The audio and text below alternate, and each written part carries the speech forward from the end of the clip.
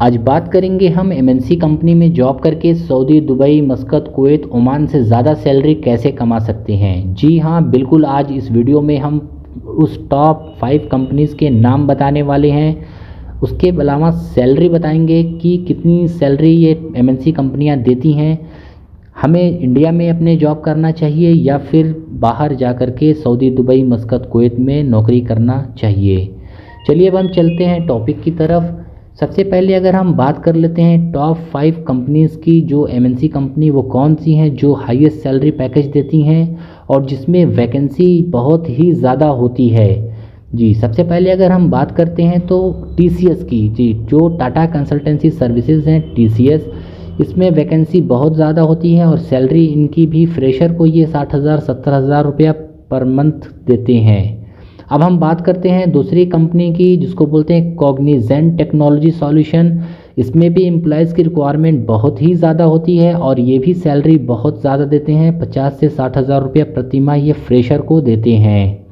अब हम बात करते हैं इन्फोसिस टेक्नोलॉजीज़ की। इन्फोसिस टेक्नोलॉजी भी आईटी की कंपनी है और बहुत ही बड़ी कंपनी है और ये भी सैलरी आपको 50 से 60,000 रुपया प्रति माह फ्रेशर को देते हैं और इनमें भी वैकेंसीज़ बहुत ज़्यादा होती है।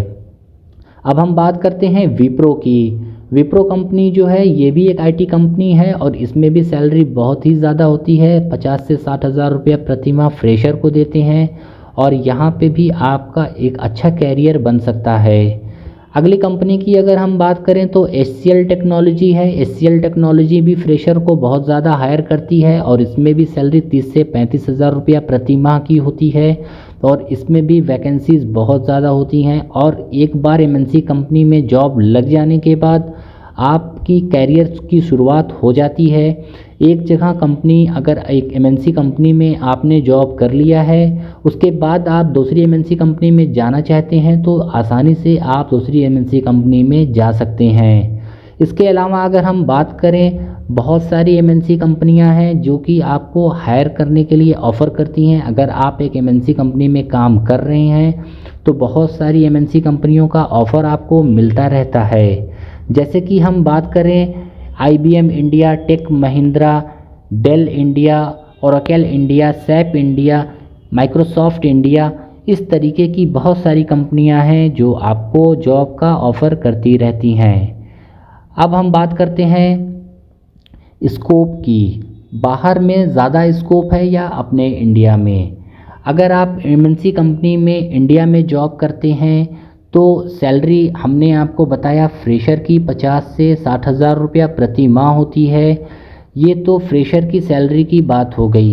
अगर आप 1 ईयर या 2 ईयर का एक्सपीरियंस हो जाता है तो सैलरी आपकी जस्ट डबल हो जाती है, यानी कि 1 लाख से 1.5 लाख रुपया प्रति माह सैलरी भी आपकी हो सकती है।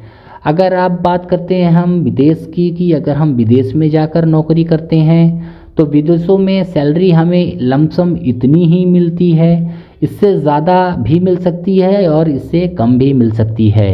तो अगर हमें सैलरी उतनी ही मिलनी है तो हम अपने देश में ही क्यों ना नौकरी करें। उम्मीद है कि मेरी बताई हुई जानकारी आपको इनफ होगी, मिल चुकी होंगी और अच्छी लगी होंगी।